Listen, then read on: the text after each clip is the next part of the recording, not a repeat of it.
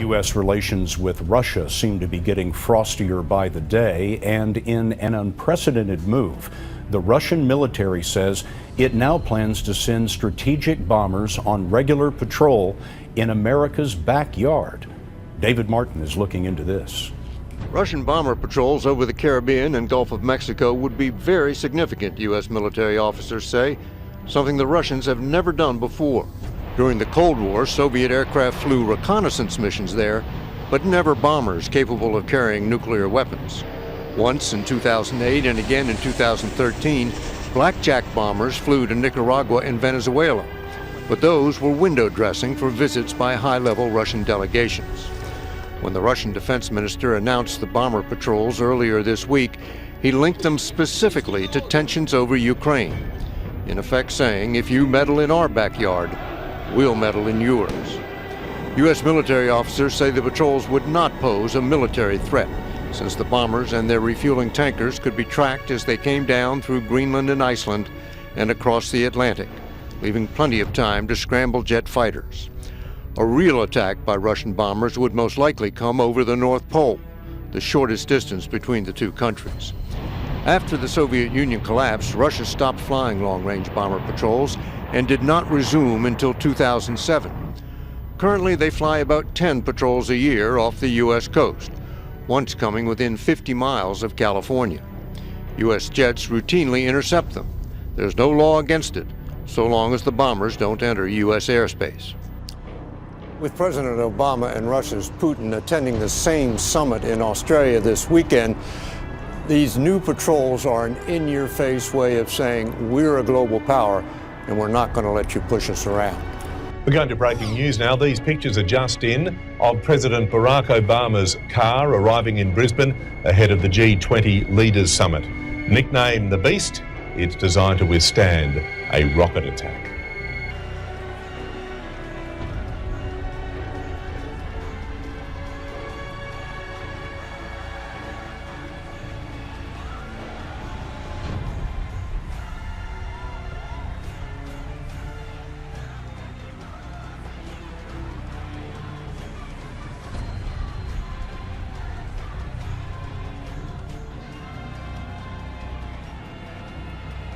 But tidings out of the east and out of the north shall trouble him. Therefore he shall go forth with great fury to destroy and utterly to make away with him. And he shall plant the tabernacles of his palace between the seas in the glorious holy mountain. Yet he shall come to his end, and none shall help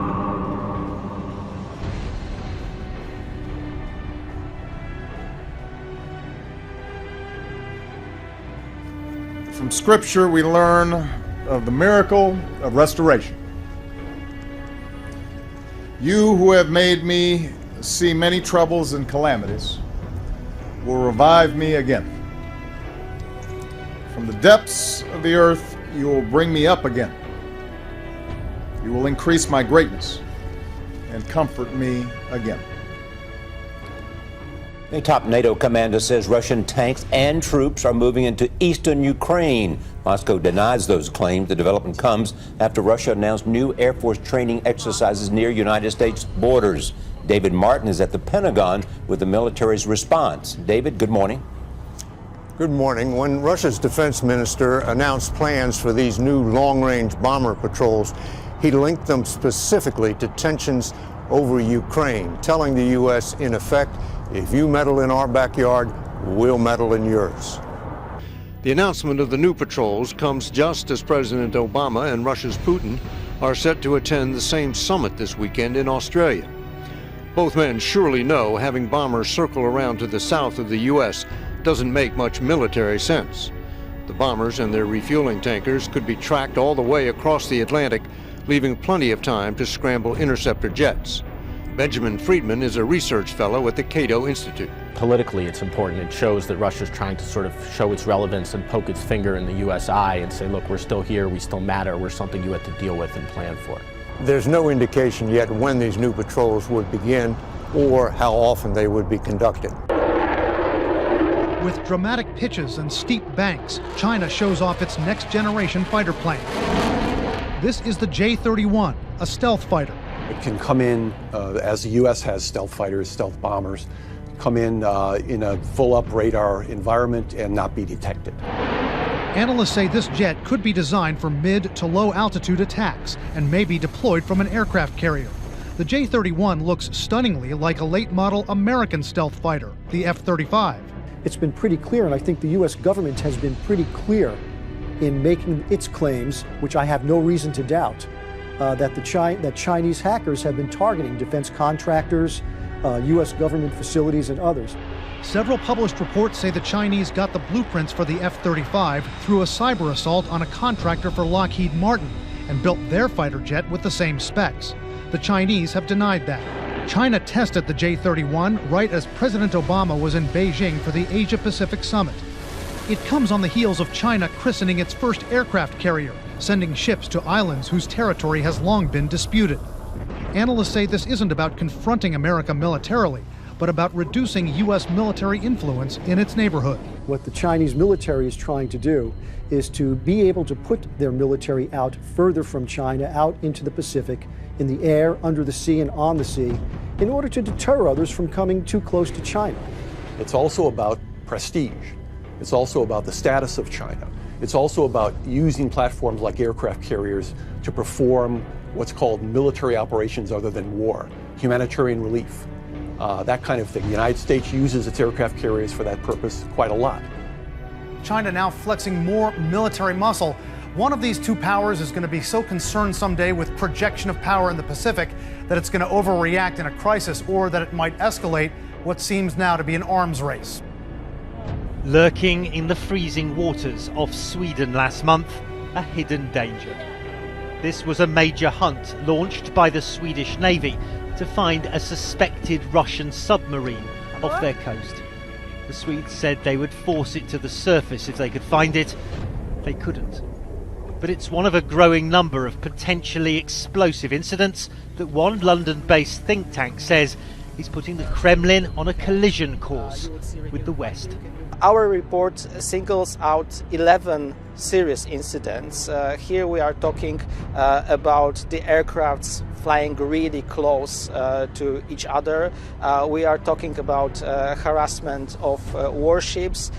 We are talking about simulated attacks conducted by the Russian fighters against targets in Sweden, Denmark, and the United States.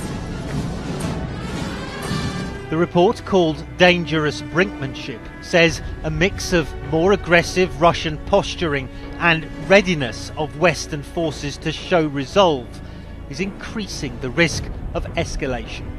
As well as the 11 serious incidents, the report also details 3 high-risk ones, which in its view carried a high probability of causing casualties. One was the submarine search, another was a narrowly avoided collision between an SAS civilian airliner taking off from Copenhagen and a Russian reconnaissance plane. SAS have confirmed to CNN the incident took place last March. The third high-risk incident, says the report, was the abduction of an Estonian intelligence officer shortly after President Obama visited the country, a NATO ally, in September.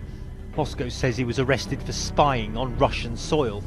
Of course, even if such incident happens, it doesn't lead automatically into a full-blown war. The problem is that we have less and less direct contact between the militaries on the both sides. If we don't have this kind of established channels of communication, even one incident can simply lead to an escalation that neither of the sides really want. It may not be a new Cold War with Russia, not yet, but the risk of miscalculation has echoes of that much more dangerous time. Russian forces on the move again into eastern Ukraine. Preparations, Ukrainian officials tell CNN, for a new offensive by pro-Russian separatists. We have seen columns of Russian equipment, primarily Russian tanks, Russian artillery, Russian air defense systems, and Russian combat troops entering into Ukraine. And NATO says they've observed something even more alarming. Russian warplanes capable of carrying nuclear weapons deployed to Crimea. Annexed by Russia illegally earlier this year, if confirmed, the step could violate multiple international treaties. We see forces that are capable of being nuclear that are being moved to Crimea. Whether they are or not, we do not know, but they do have the kind of equipment there that could support that mission. Russia's foreign ministry immediately denied the claims, calling them, quote, unfounded. The new weapons, accompanied by renewed fierce fighting between Ukrainian forces and separatists, has all but ended a brief, shaky ceasefire. Expressing alarm in both public and private, Ukrainian officials say they are now preparing to fight. We expect unexpected actions from them. I see it as our main task to prepare for military action. Today, at a UN Security Council session on the situation in Ukraine, Ambassador Samantha Power condemned Russia's actions. Russia has negotiated a peace plan and then systematically undermined it at every step. It talks of peace, but it keeps fueling war. As security is ramped up for the G20, defence chiefs are closely monitoring a convoy of Russian warships just outside Australian waters. The government says it has known about their movements for some time and admits it's unusual. A daisy chain of world leaders, arm in Myanmar, a symbol of unity. But Tony Abbott at one end and Russian Prime Minister Dmitry Medvedev at the other, a symbol of division, as a group of Russian warships steams closer to Australia. Certainly it is unusual for Russian naval elements to be in Australian waters. Unusual, not entirely unprecedented, but unusual. Defence sources say the 4 Russian ships led by the guided missile destroyer Varyag are moving south-southeast, skirting Australian territorial waters. The frigates HMAS Stuart and HMAS Parramatta are flanking them, and P3 Orions are flying regular sorties from Townsville, tracking their movements. That's what we do. When warships are approaching Australia, we keep them well monitored. A Russian embassy spokesman said they would not enter Australian waters. We stick to the rules, nobody wants conflict. He described it as a routine exercise, but an admission. Your reaction is not that surprising because we do rarely go this way. Russia is entitled, as any other country is entitled, to traverse international waters. Is it a show of force? Well, it's a significant country with a significant navy. I don't think we should play the Putin game of engaging in his stunts. This naval display is obviously timed for the weekend's G20. Tony Abbott says it would have been months in the planning, but the Kremlin's confirmed the flotilla left Vladivostok on October 23, 10 days after Tony Abbott threatened to shirt front Vladimir Putin. Let's not forget that Russia has been much more militarily assertive in recent times. Like sending nuclear submarines to Scandinavia, warships off Crimea, troops crossing into Ukraine, long-range bombers flying over Central America, and now its Pacific Fleet skirting Australian waters. I think the rest of the world is watching closely what Russia does because there is an element of unpredictability about it. And this week, the world's watching the G20 in Brisbane. This is a rare view inside the fighting in eastern Ukraine. A gun battle at the airport in Donetsk.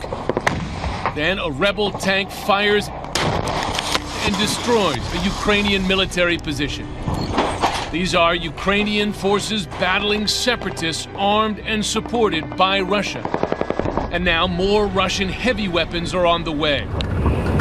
New images of Russian military vehicles and artillery rolling into Ukraine. Ukraine's president says his country has lost control of its eastern border. The Ukrainian-Russian border, under independent monitoring, is repeatedly crossed by the Russian regular forces. Now, those same Russian forces say NATO's supreme allied commander are firing at drones from the International Observer Mission. Reiterating Moscow's frequent denials, today the Russian Foreign Ministry spokesman said no Russian forces of any kind are in Ukraine. There are no military forces or any military movement across the border. And moreover, there is no presence of our troops in the territory of Ukraine. On the map, you can see how Russia has, in effect, now occupied territory inside eastern Ukraine. It's this area here that is under the control of pro-Russian separatists. I'm going to show you here, these are positions of Russian weapon systems as identified by Ukrainian authorities. You can see missile launchers here, tank divisions, and then these troop divisions along the border are what U.S. officials say are 8,000 to 9,000 Russian troops positioned along the border. And that border here, the red area here, is in effect controlled by Russian authorities. And just to place it, this here is where U.S. officials say that Russian-supplied missiles shot down the Malaysian airliner MH17. We begin with growing Russian military activities across the globe. Russia now says it plans to launch long-range bombers on regular patrols from the Arctic onto the Caribbean and Gulf of Mexico. Moscow is also sending a convoy of warships towards Australia. The European leadership has detailed more than 40 major breaches by Russia in the past 8 months. Now, Russian President Vladimir Putin may have some explaining to do as he goes into the G20 summit in Australia.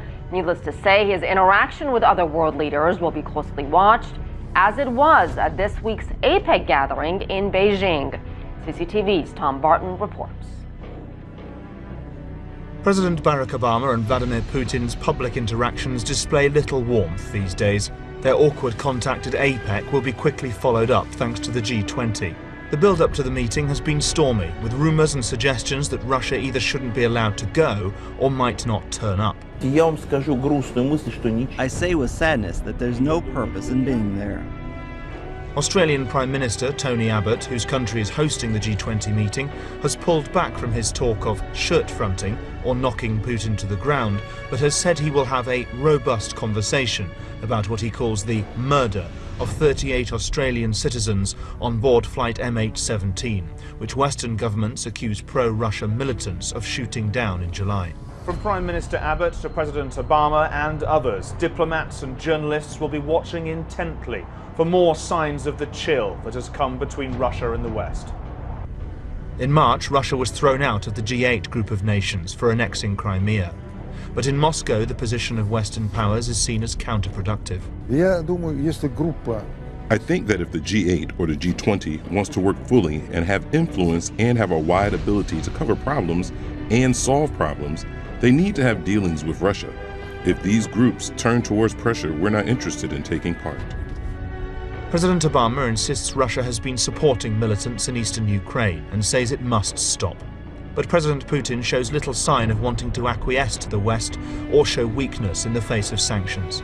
Tom Barton, CCTV, Moscow. Wolf, this is about Russia's risky, calculated pattern of aggression toward the U.S. and its Western allies. There have been multiple incursions close to U.S. airspace this year. Recently, a Russian military plane came within 50 miles of the California coast. Some of these encounters have come within a razor's edge of causing serious casualties. A dangerous maneuver. A Russian jet fighter buzzes right in front of a U.S. Air Force surveillance plane, within about 100 feet of the nose, a move which U.S. officials said endangered the American crew. Another incident. A Russian military aircraft comes within 50 miles of the California coast, the closest in years. Get ready for more. Russia's defense minister says his military is about to send long-range bombers to patrol near American coastlines. You're going to have bombers coming in this direction from Russia. You're certainly going to have longer-range bombers coming down this coast, almost certainly. And you're also going to have bombers coming down this coast, and he also mentioned in particular flying in the Gulf of Mexico. So we're talking about ringing the United States with the exception of the Canadian border. The Russian planes likely won't fly inside U.S. airspace within 14 miles of the coasts, but U.S. officials call the action provocative and destabilizing. Russia's defense minister says it's a response to aggression near its border with Ukraine. This is a rationalization by Russia, and in particular by President Putin, to strengthen his appeal with his nationalist base. Russia's aggression playing out around the globe. A Scandinavian passenger jet nearly colliding with a Russian surveillance plane. One incident right out of a Tom Clancy novel. In waters near Stockholm, a mysterious underwater vessel makes an emergency call in Russian. It triggers the largest submarine hunt off Sweden since the Cold War. All these incidents have taken place since Russia invaded Crimea in February. More than 40 close military encounters in that period, according to one European report. Analysts say this is one man, Vladimir Putin, flexing his muscle, desperate to restore Russia's Cold War power. Putin is personifying as the tough guy the image of Russia that he wants to present and those around him want to present now, of a Russia that will not back down, of a Russia that will take on the West, and in fact of a Russia that will take on anybody. take a look at these black dots that we're showing here. This report says 40 encounters between the Russians and other nations over the past 8 months have rattled nerves and raised tensions to a Cold War level. You mentioned that close call that Jim mentioned as well between a passenger jet and a Russian jet along in here. But there are many others from the Russians. This report says they staged a simulated bombing attack on a Danish island. A Russian jet made threatening maneuvers toward a U.S. reconnaissance plane, including showing that it was fully armed with missiles. Russian planes have buzzed ships, and they even, out in this area, practiced a cruise missile strike within range of New York, Washington, and Chicago. Jake? And Tom, how close have any of these incidents been to the United States or American troops? Well, if you look up here on the northern part, you're near Alaska and Canada. In September, 6 Russian jets were spotted up in this area. Russia is suggesting it will have full radar surveillance of this area by year's end. That is not really that uncommon up there, but in June, 4 Russian planes were coming down along the coast here within 200 miles. 2 of them went all the way down here to within 50 miles of the coast of California. That's the closest they've been since the Cold War. They were intercepted by U.S. F-15s. That's just short of U.S. airspace, and such incursions are not unheard of, but they're becoming more common, and this was the closest one in about 2 years, Jake. Well, what kind of planes are we talking about? What kind of planes do the Russians even have in their arsenal for these types of flights? For some missions, Russia is using fighter jets along with refueling planes, as Jim just mentioned, but the big piece of equipment on the scene is this. It's the Tupolev 95, nicknamed the Bear by NATO. This plane grew out of the Cold War in the 1950s, way back then. It is a turboprop, so it looks antique compared to modern bombers like the Stealth, but it's a serious weapon. Just take a look at some of the things that it has going for it here. If you go into this plane, you have a maximum speed of almost 600 miles an hour. It has a range for missions of well over 5,000 miles. It can carry 11 tons of ordnance, including cruise missiles and nukes, and like U.S. long-range bombers, it is designed for big impact precision strikes. Of course, more Russian planes and ships could increase the chances of a potential run-in with our own military. What if there's a mistake? This week, a European watchdog group reported a dramatic rise of encounters between Russian forces and NATO forces. It reported dozens of incidents, 3 of which it claims carried a high probability of triggering a direct confrontation. One of them a reported near crash between a Russian spy plane and a passenger jet. So none of this is routine stuff, and Vladimir Putin is in uncharted territory. Jennifer Griffin's on Fox Top Story at the Pentagon this afternoon. It's one thing to flex your muscle, Jennifer. It's another to put, well, the whole world in jeopardy. That's right, Shep. And there was also that recent hunt for the suspected Russian submarine off the coast of Sweden that got the U.S. military's attention. 40 incidents involving the Russian military coming into near confrontation with NATO members since Putin's invasion of Crimea. The Pentagon reacted to the announcement from Russia's defense minister today that Russia now plans to extend its long-range Bear bomber flights to the Caribbean. Spokesman Colonel Steve Warren downplayed the threat and simply said the Russians have patrolled in the Gulf of Mexico in the past, and we've seen the Russian Navy operate in the Gulf of Mexico.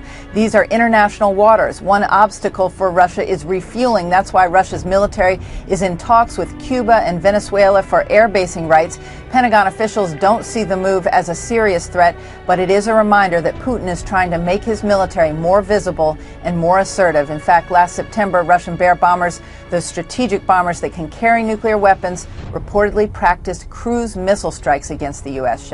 Jennifer Griffin at the Pentagon. Jen, thanks so much. Let's dig deeper on this. Foreign affairs columnist and author Gordon Chang is with us on the news deck.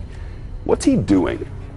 I think what he's trying to do is he's saying to the rest of the world, look, I can do whatever I want. The United States can't stop me. I've got a new friendship with the Chinese. They're going to finance what I'm doing. So I'm going to grab what I want. And that's clearly Georgia, Ukraine, Eastern Ukraine. You know, it's awful. But why does he's doing it because of his own economic situation? Well, I think so, because last year the Russian economy grew 1.3%, which was below every estimate. This year it's going to 0.5% growth, and that was before the recent plunge in oil prices, which is bringing oil prices to a 3-year low. And Russia depends on selling hydrocarbons to Western Europe and now to the Chinese. So what advantage does it give him to take over other countries and fly his bombers in the Gulf of Mexico? Well, Putin has always said that he was going to reassemble parts of the Soviet Union that he felt were taken from Russia unfairly at the end of the Cold War. So clearly right now he is going to do that while the United States is certainly distracted in a number of other areas, and the Chinese are going to finance him because they have just signed up a major oil and gas deal. And this is going to be important for Putin because now he's going to have the money to fly those bombers in the Gulf of Mexico. This probably sounds very deja vu-ish to some of our viewers because under Reagan, it was so similar. It was similar, and what Reagan did towards the end of the Cold War was to drive down the prices of commodities that Soviet Union sold. And that's what brought the Soviet Union to the end, because they no longer had the money to support their military and to keep their people happy. What we're seeing right now is the same dynamic because the prices for Russian commodities are coming down, but we're not intentionally doing it. If we were actually to start to push commodities down with the Saudis, this would bring Putin to the edge. But he still has the Chinese. Would that not be an affront to the Chinese if we were to do such a thing? Well, it certainly would, because they both see themselves as on the same page. They see the United States as the common adversary, and that's why they're molding their militaries together. That's why the Russians are now selling frontline equipment to the Chinese, and that's why they're now cooperating in East Asia as well in other places. What's going to happen, though, if there's a mistake? If there's an accident between one of these throwback bombers of the Russians and something we're flying around? Well, we saw this during the Cold War when there were a number of near misses, and we were very fortunate to get through that. We got lucky. We got lucky.